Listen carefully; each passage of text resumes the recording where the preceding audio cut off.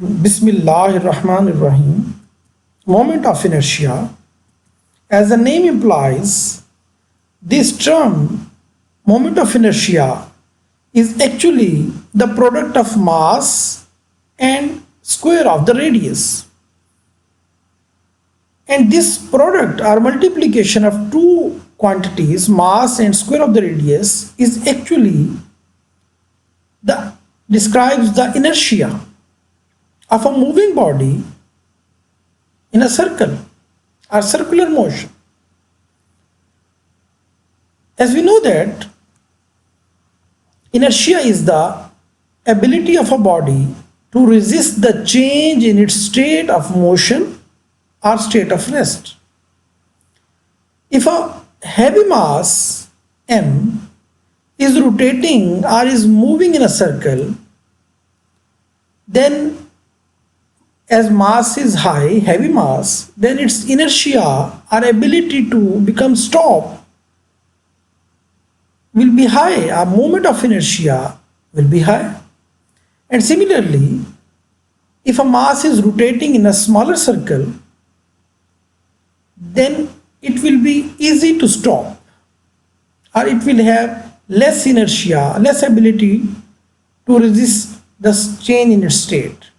But a mass with moving with a larger radius or in a bigger circle will be more dangerous. It will have more energy. It will have more ability to resist the change in its state of motion. When someone tries to stop its motion, it will resist with more force. So it will have a more ability to resist the change in its state of motion or to become stop. It will resist against the stopping agent. So ability to resist the change in its state will depend upon the mass and the radius. So this term is defined as product of inertia or moment of inertia. As this product or this multiplication of two variables describes the inertia of that body moving in a circle. Actually, this term is very important, and this multiplication is involved in many formulas, in many mathematical calculations or relations of a body moving in circular, performing circular motion. And this will be described in the later slides. Moment of inertia. Consider of mass m attached to a massless rigid rod. A force is acting on the mass m towards the center of the circle, that is known as centripetal force. According to Newton's second law, F is equal to ma, and acceleration in the tangent direction will be equal to r into alpha. So tangential acceleration or linear acceleration will depend upon the angular acceleration. So the force acting on the body will be F is equal to mr into alpha.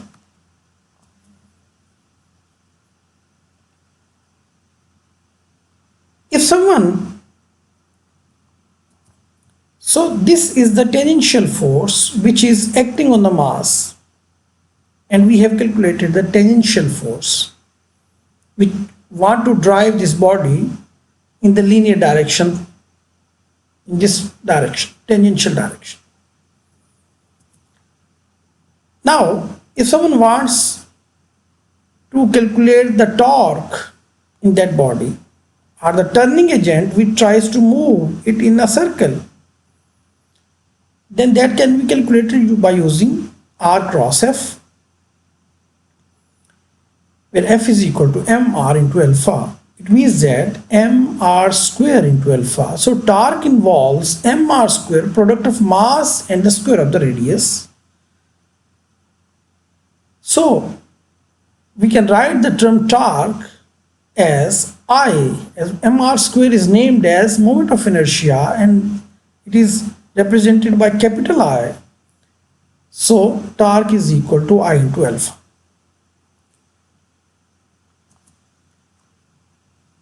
Similarly, moment of inertia of a body or a rigid body can also be calculated. Initially, we have calculated the moment of inertia of a particle, single particle moving in a circle. But now we are going to calculate the moment of inertia of a solid body, solid disk, solid plate, which consists of many particles. Most of the rigid bodies have different masses concentrated at different points. If we divide whole body, rigid body, into different masses and placed at different points, for example, mass m1, m2, m3, and up to so on, and when this disk is rotated with some certain angular speed, all the masses will be moving with the same angular speed as a whole body is moving with some constant angular speed. But it is very important to note that actually angular speed and angular acceleration will be the same for all the masses, but radii will not be the same, as a mass is different masses will rotate at different circular paths with different radii from the center or axis of rotation. So moment of inertia, if we want to calculate the moment of inertia of mass m1, then it will be calculated by the formula m1 r1 square alpha, as alpha is same for all the masses, our angular acceleration is same. Similarly for second mass, similarly for third mass, the torque can be calculated as m3 r3 square into alpha and up to so on. So total torque will be the sum of all torques, and that is m1 r1 square alpha is taken as common, m2 r2 square alpha is taken as common, and so on. And this is represented by a symbol sigma or summation for I is equal to 1 to n mi ri square alpha. And this summation term, which is the sum of products of mass and the radius of square, is known as total moment of inertia of a rigid body.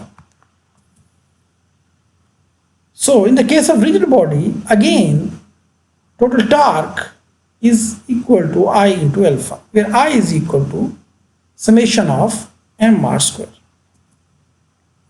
Thank you for watching the video.